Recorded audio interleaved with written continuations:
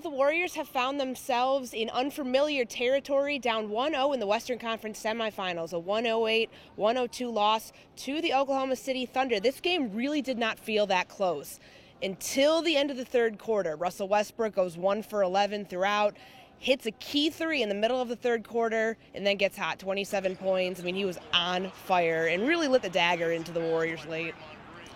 This wasn't the Warriors' performance right here. This was a team that panicked, a team that got out of character, that stopped being themselves, that searched for daggers.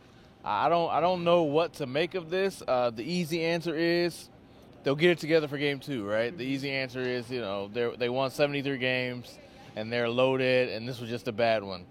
But is there something about Oklahoma City that makes them uncomfortable? Is there something that the Thunder has figured out? Is there something about Steven Adams and Dion Waiters and these guys that give the Warriors problems? We'll find out, but that just was not a Warriors-like performance, and I didn't expect that in game 1. The word, I guess, that could be used, uncharacteristic. Stephen Curry, 7 turnovers. Steve Kerr even said that there were times in the game where he thought he was acting almost lazy on the offensive end, just trying to throw passes over guys. You're not going to throw passes over Steven Adams, over Serge Ibaka. What happened with Curry in game 1? I think a lot of it is rhythm with Steph. He likes to he wanted to move. He clearly wanted to move the ball. He was trying to get other people involved, and he made some bad decisions. Some of it is Oklahoma City is a different team than what they face. They faced Portland and Houston. Houston barely tried on defense, and Portland doesn't have the overall length. They got some long guys, but when you've got Kevin Durant, who's like 7 feet, you've got Serge Ibaka, Steven Adams, Westbrook is, he's relentless on the defensive end when he wants to be. I think it was just different for him, and he got kind of caught off guard, and he never really found the rhythm. And some of that, for my liking, they move him off the ball too much. I want to see him with the ball in his hands, making plays, breaking down the defense, and not off the ball where they can get away with holding and grabbing and jumping the play. So he just wasn't in rhythm. I asked him if it was his knee. He wouldn't bite. He said his knee is good enough, so basically he didn't feel like that was a problem. So it was just a non-Steph Curry type of game. In terms of who would win the rebounding battle, Oklahoma City, as we've mentioned, has the edge. It's the bigger team that they've faced. They're not Houston. They're not Portland. But when it comes to the matchup on the glass, how do the Warriors overcompensate for that one weakness that they do have? I think they did all right. Steph had 10 rebounds, which was good. They lost the rebound battle by 8, which is fine because, that's a team that they're going to crash everything to the boards. One of the blowbacks from that, the Warriors had 23 fast break points. Because the Thunder crashed the offensive board so relentlessly, they're vulnerable to turning it right back around. The Warriors did that well. So if they don't turn the ball over, if they don't give Oklahoma City 21 fast break points, they'd probably have a bigger advantage. If they stay within 10, especially playing a small lineup, I think they're good. The real problem, as Steve Kerr said, was turnovers. What do you take away, the one takeaway from that 38-point third quarter for Oklahoma City? It was arrogance. I think that's the common word. See, is it okay to say that now? Yeah, I mean, it's been arrogance, but it's like rightfully so, right?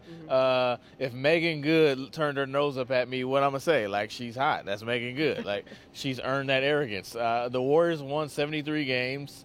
They've earned the right to believe in themselves at a level that's ridiculous. But it worked against them in the third quarter. They started taking bad shots. They didn't commit on defense to moving their feet and trusting the rotation. They instead reached and begged the ref to not call a foul. Or they just got out of character because you could tell they knew at any point they could flip a switch. But when they flipped the switch, they realized they forgot to pay their PG&E bill. So no electricity came on this time. Russell Westbrook finished with a game-high 27 points. Kevin Durant plays over 40 minutes, finishes with 26 points. Dion Waiters had a big performance. But is it safe to say the most consistent player on the floor was Steven Adams for Oklahoma City, plus 19 in 37 minutes, 16 points and 12 rebounds. And key was several second-chance baskets where Westbrook given his speed and given how aggressive he is going to the rim, sometimes the ball went to the left, sometimes it went to the right. Steven Adams is always there. Steven Adams is a problem, right? Like, this is something the Warriors will have to figure out to win these series, because he's like the best of both Bogut and Festus, right? He protects the rim. He plays really physically. He's good on defense, but he also is athletic. He catches the ball. He finishes well. So he's like the best. Like, if the Warriors get their hands on Steven Adams, they may not want to go after Durant. They may want to go after Steven Adams because he's really good, and he can play in tempo, and that's a big difference. They can't run him out of the game so much. They can do that with Cantor, but he's a good rim protector. He made 6 straight free throws. I mean, are you kidding me? Part of me is like, okay, Steven Adams, all right, it must be your birthday. But then the other part is he's a problem, and he did this to San Antonio, and if the Warriors don't figure this out, they might be in some kind of trouble with this guy.